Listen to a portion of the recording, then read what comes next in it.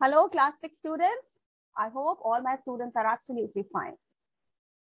So, Preena ma'am today is going to teach you chapter number 8, right?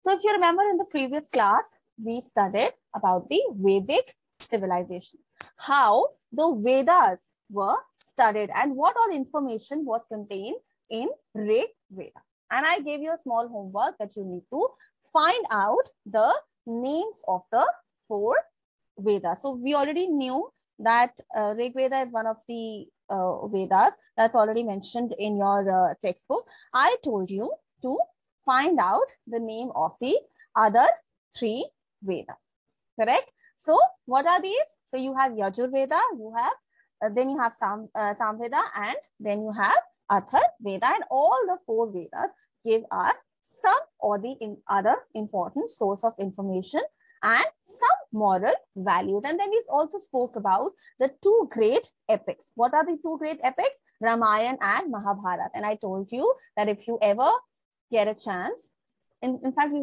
need not wait for any chance. You need to make the most of the internet. That is, you can watch these 2 epics on various channels, or maybe you can read about these if you are fond of reading.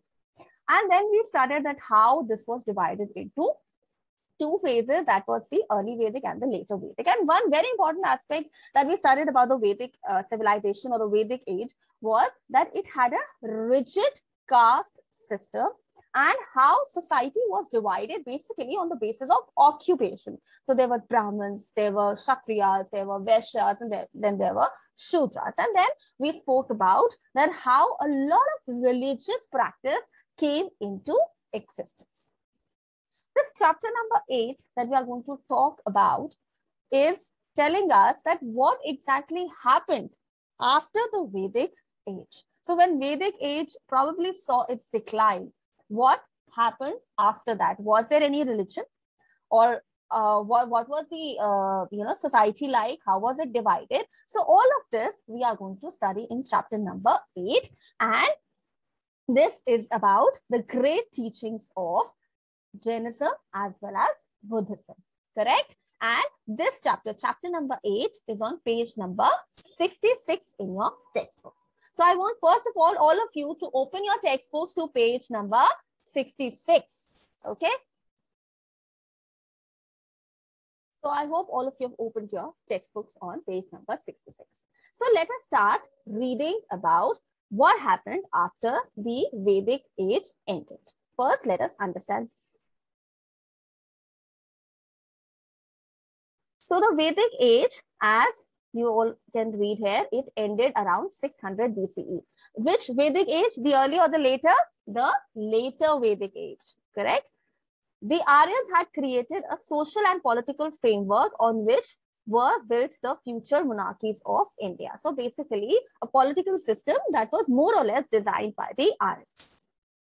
Now, at the end of the Vedic age, religion had become more complex. So why this happened? That, and it said people had started performing elaborate religious rituals, which maybe, which also sometimes, involved animal sacrifice. So innocent animals were killed in some of the rituals, not in all the rituals, but in some of the rituals. So basically, what happened around the Vedic age, because there was so much of rigidness in the social system. You remember we started the difference between the early Vedic and the later Vedic. So we started that how later Vedic age was very rigid, was very particular about the caste system. So that becomes so rigid, or it was such kind that the priests, the Brahmins, who were at the top of the classification, who at the top in the sense that they were given a lot of importance. They were actually, what they started doing was they started misusing this liberty maybe that they got, or this respect that they got, that now they started misusing it for their personal gains. So people somewhere had started losing faith in the religious practices. Why? Because as I already told you that some priests, not every, but some priests had started misusing it for personal gain. So there were some people who did not like it, and they were like, why religion is about respecting each other. It's about doing good deeds. So people had some understanding of this sort, and they thought that, this is not the way, probably to treat each other. So, and as I told you in the previous class also, that the Shudras who were at the bottom of the social stratification, they were at the receiving end. They were discriminated. They were treated in the most inhuman manner.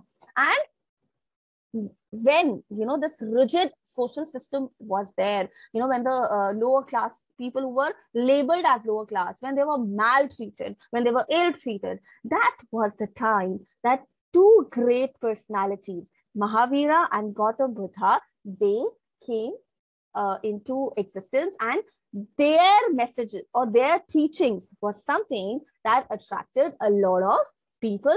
Why? Because their message, what was common, was that both of them believed in a society which was free of any classification. According to both of them, they said that in a society you cannot have this top to bottom social stratification. This is discrimination. So both of them were completely against it.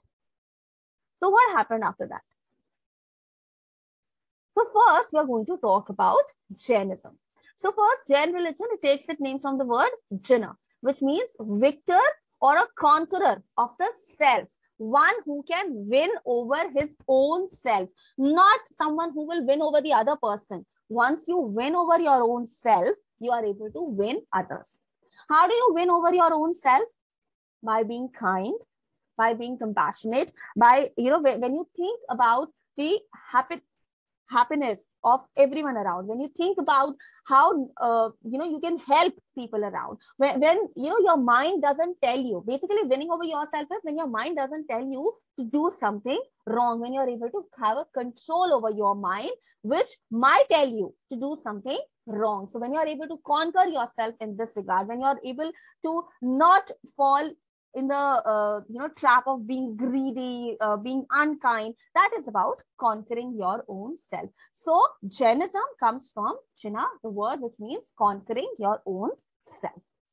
And Jina is also the name that is given to 24 great teachers of Jainism, and they are called as Tirthankars or Arihants.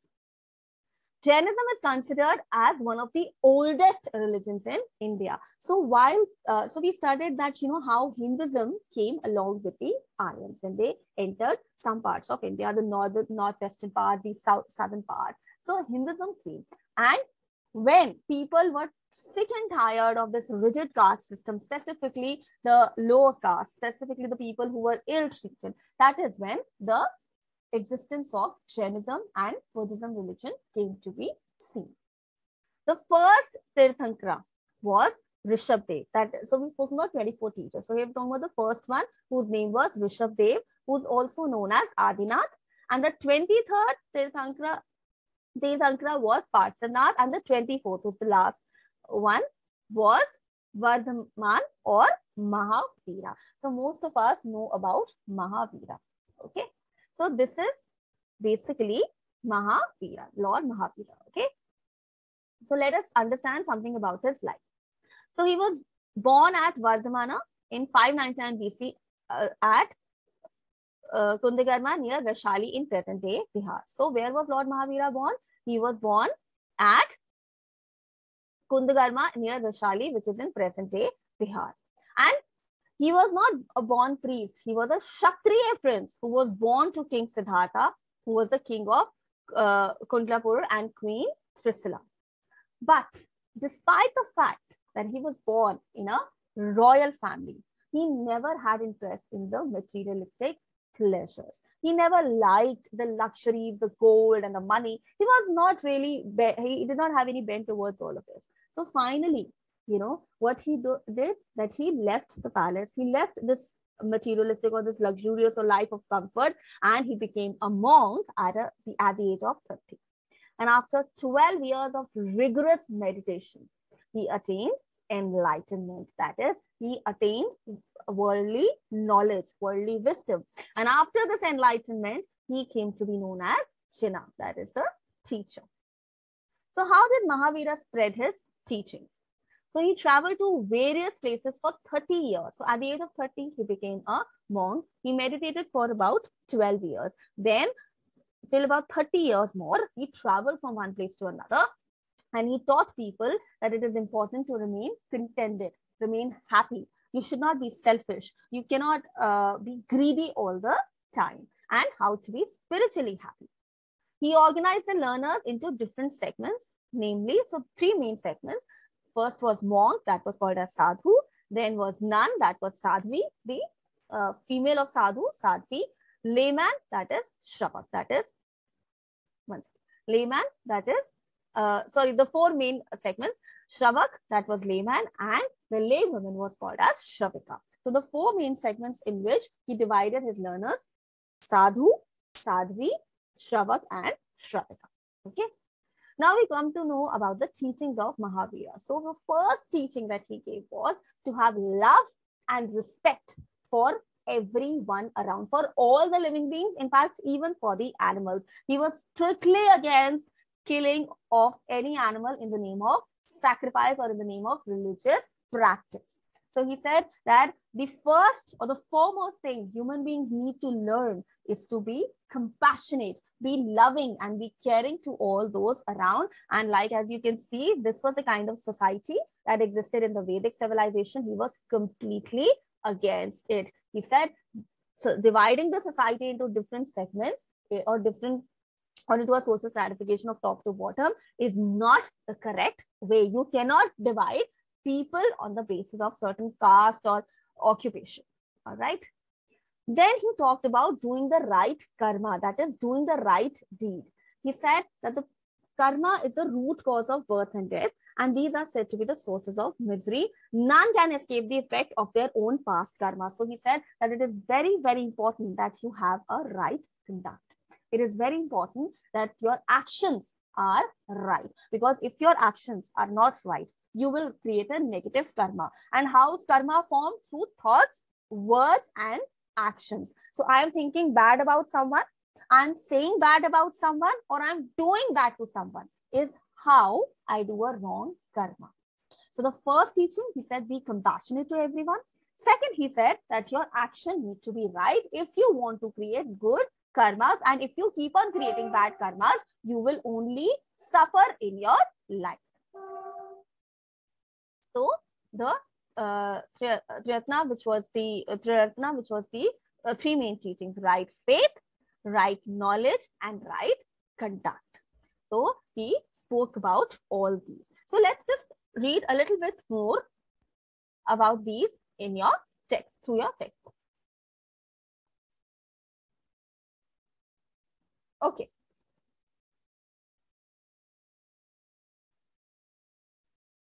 So the threefold path that I was talking to you about: right faith, that is believing in truth; right knowledge, understanding what life is; and right conduct, to follow the teachings of Jainism. So how did Jainism become popular?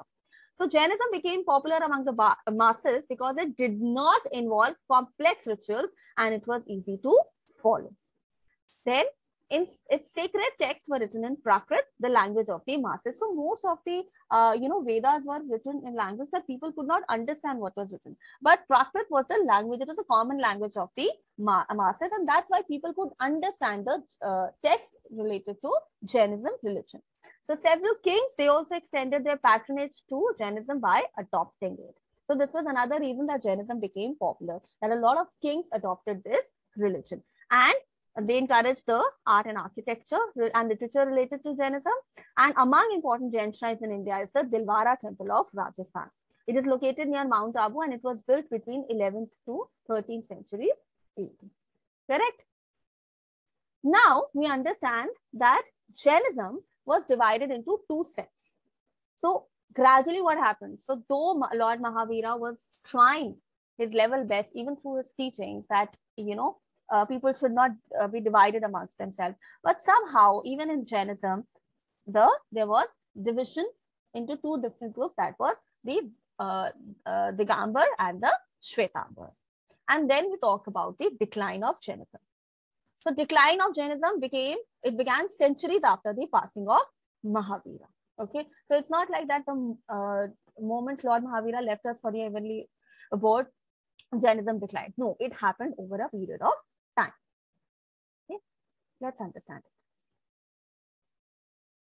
Okay. So when was this? Mahavira, he passed at the age of 72 in 468 BC. He left us for the heavenly abode by fasting unto death in Pavapuri. Where is this? It is in Bihar. One reason was the growing complexity of the Jain religious order called Sangha. All right. And there was also discord on the interpretation of doctrines preached by the Jain teachers. All right. So basically, Jainism, which flourished for a long time, it gradually saw its decline. Of course, it still exists. We see a lot of people practicing this beautiful religion, Jainism, which tells you about loving each other, establishing peace in the society. But at that point of time, because the group was divided into two, and then the sanghas came to be formed, and then people could not, or maybe people interpreted the message according to their own convenience. Somewhere the spread of Jainism became weaker. Okay, this is the story of Jainism. Now let's come to Buddhism. So Buddha, we know it is a Sanskrit and Pali word basically, which means the enlightened being. So a person who is called as a Buddha means he is enlightened. He has worldly knowledge. He is worldly wise. So this is basically the story of Gautam Buddha, who lived during 563 BC to 483 BC. Siddhartha was a name given to him at birth, and Gautama was his family name. And he was the son of King Sudhona and Queen Mahamaya. So just like Lord Mahavira, even Gautam Buddha was born in a royal family. And King Sudhona, he was the chief of the Shakya tribe. And that is the reason that Gautam Buddha got the title of Shakyamuni. All right. So now let us understand how Gautam Buddha, from being a king of a place, of a country, of a nation, how he became an enlightened being, how he gave up the worldly desires and started moving on to the path of enlightenment.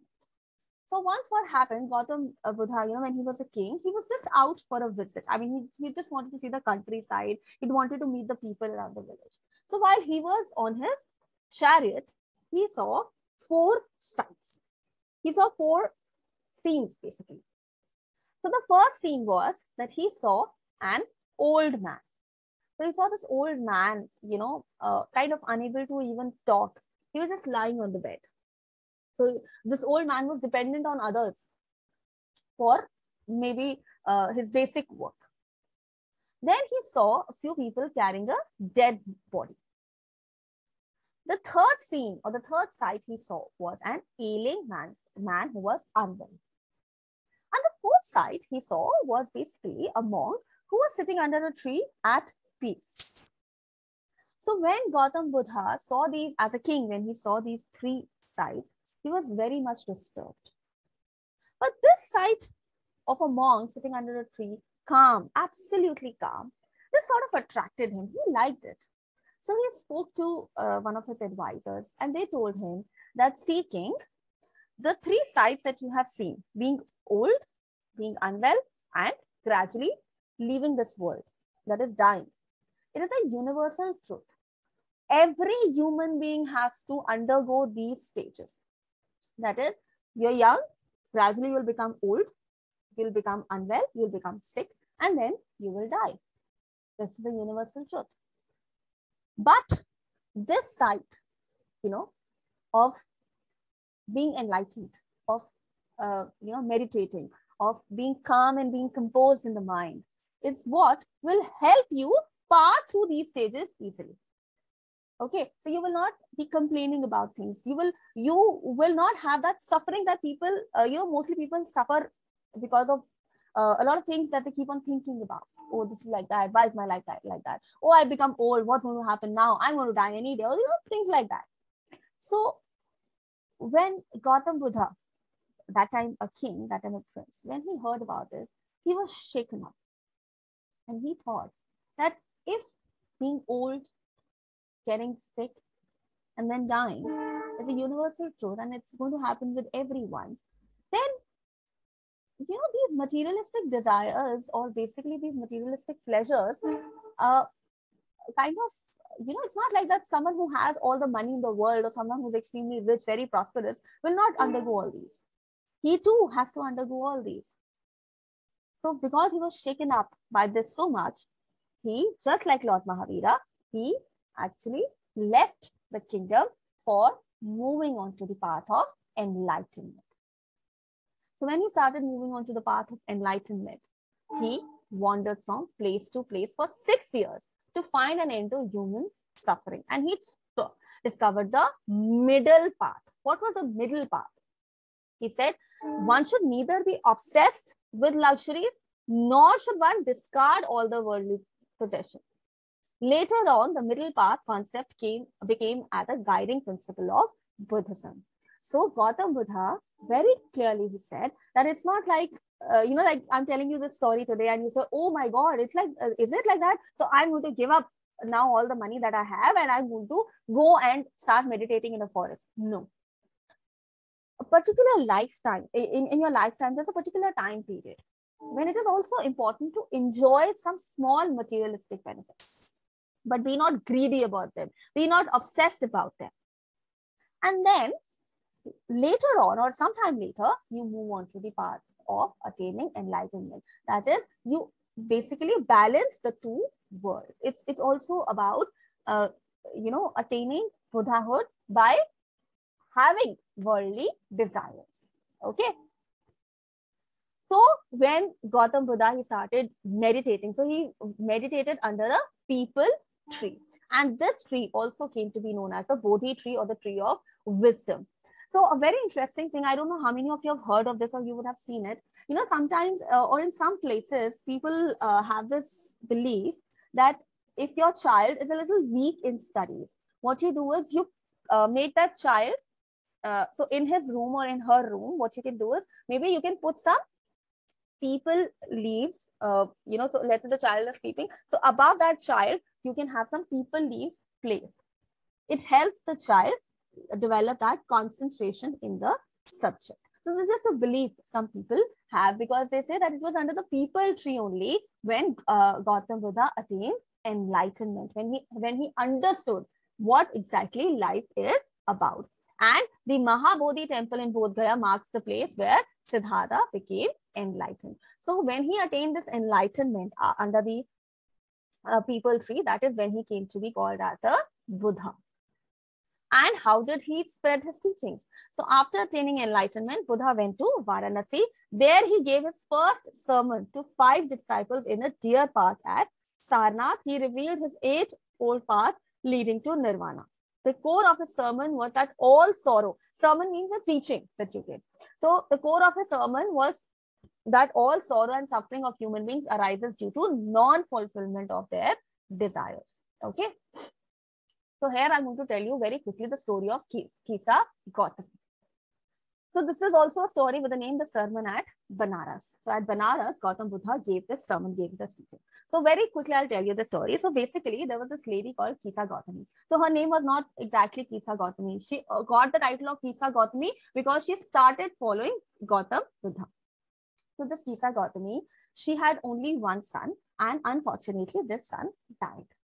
So Kisa Gautami was very disturbed by it, and what she did was that she started going to each and every person in the town, in the city, and she said that, please bring my son back to life. Please give me some medicine that I can bring my son to life. So a lot of people thought that she'd gone mad, she'd lost her senses. But there was one man who said that you do one thing, you go to Gautam Buddha, and maybe he can help you in this regard. So desperate for help, Kisa Gautami, she went to Gautam Buddha and she said that, I want to bring my son back to life.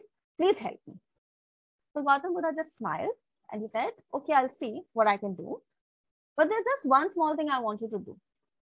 He said, you go around the entire village, around the entire city, around the entire town, you go and get a handful of mustard seeds. So Kisa Gautami thought, oh, this is an easy task. I can get it from any house. So before she, could leave, Gautam Buddha said there's one condition to it. She asked, what is the condition to it? He said, you will only get me the mustard seeds from that particular house where death has never occurred, where no family member has ever died. Only from that particular house you will get me the mustard seeds. So Kisar Gautami still thought that, okay, I can still do this task. It's not that difficult. Now Kisar Gautami went to every house looking for mustard seeds from a house basically where death had never occurred. She was not able to find even a single house where death had never occurred. So she was completely devastated by it, and she was sitting, under the lamppost, and she was just wondering that, what will I do now? The son would not come back to life. What is it that I can do? So while she was just sitting, she saw the street lights. She saw them flickering and then gradually extinguishing, and she just realized that, this is what human life is about. That flickering was that up and down that all of us go through in our life.